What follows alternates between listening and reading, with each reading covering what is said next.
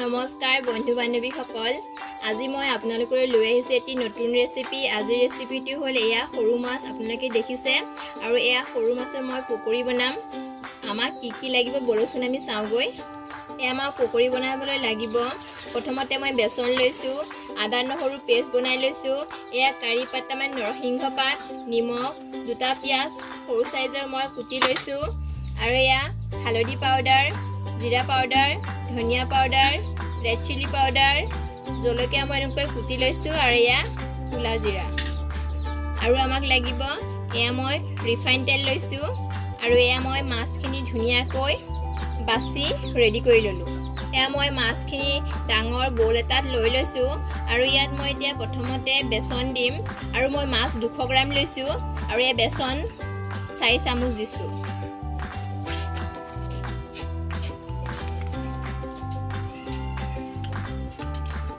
আৰু মই কাটি থোৱা পিয়াজখিনি ইয়াতে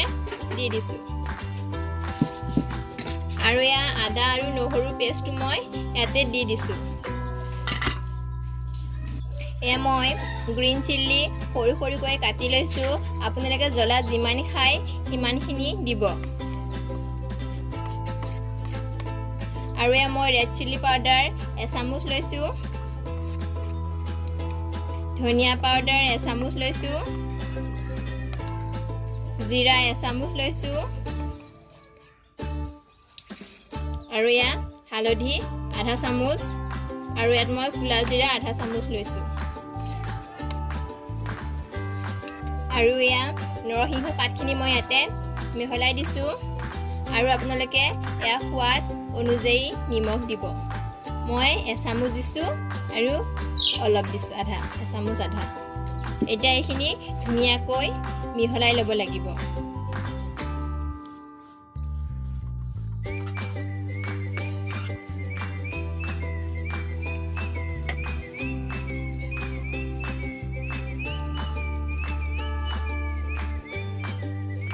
ধুনীয়াকৈ মিক্স কৰা হৈ গ'ল এতিয়া আমি সৰু সৰুকৈ পকৰি বনাম এতিয়া বলকচোন আমি কেনেকৈ বনাওঁ চাওঁগৈ মই কেৰাহী গৰম হ'বলৈ বহাই দিছোঁ কেৰাহী গৰম হৈ গ'ল আৰু এতিয়া মই ইয়াত তেলখিনি দি দিছোঁ এয়া মোৰ তেলখিনি গৰম হৈ গ'ল আৰু মই এনেকুৱাকৈ এটা এটা ইয়াতে দি দিম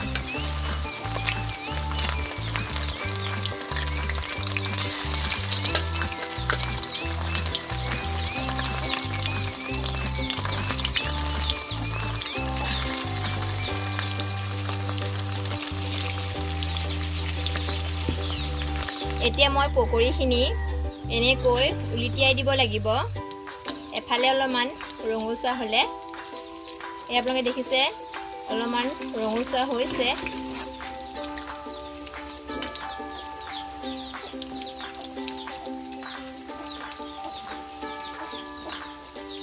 এয়া মাজে সময়ে এবাৰ দুবাৰ উলুটিয়াই থাকিব লাগে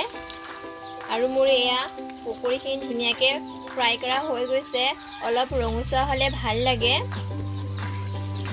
এয়া মোৰ পকৰি ৰেডি হৈ গৈছে আপুনি দেখিছে বৰ ধুনীয়া হৈছে আৰু এয়া এনেকৈ মই উলিয়াই ল'লোঁ পকৰিখিনি আৰু মই বাকীখিনি এনেকৈয়ে ভাজি ল'ম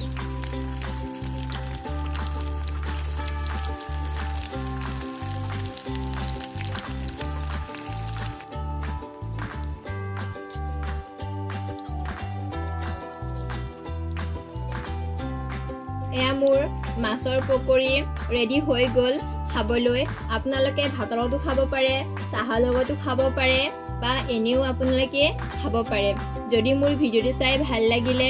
লাইক শ্বেয়াৰ কমেণ্ট কৰিব আৰু মোৰ চেনেলটো ছাবস্ক্ৰাইব কৰিব আৰু ওচৰত থকা বেল আইকনটো ক্লিক কৰিব মোৰ নতুন অহা ভিডিঅ'বিলাক প্ৰথমতে পাবলৈ ধন্যবাদ